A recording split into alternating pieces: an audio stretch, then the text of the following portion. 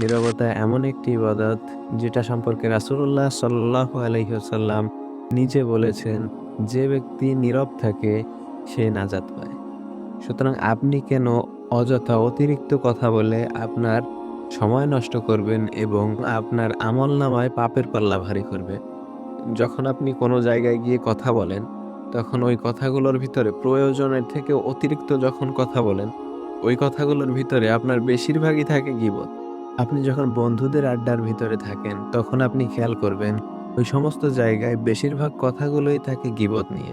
সুতরাং আপনি যখন ওই গীবতগুলো শুনবেন, আপনিও ধীরে, ধীরে ওই গীবতের দিকেই ধাবিত হতে থাকবেন।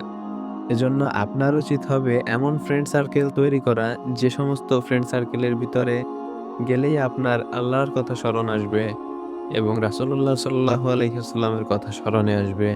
এই সমস্ত বন্ধু-বান্ধবগুলোই পৃথিবীতে হয়তো আপনি দেখতে পাবেন, এই সমস্ত বন্ধু-বান্ধবগুলো হয়তো তারা একটু নিচু শ্রেণীতে থাকে।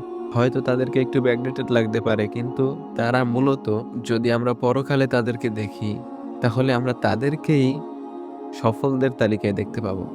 সুতরাং আপনি বন্ধুত্ব যখন নির্বাচন করবেন, তখন এমন বন্ধু নির্বাচন করুন, যার সাথে বসলে কখনো গীবতের আশঙ্কা না।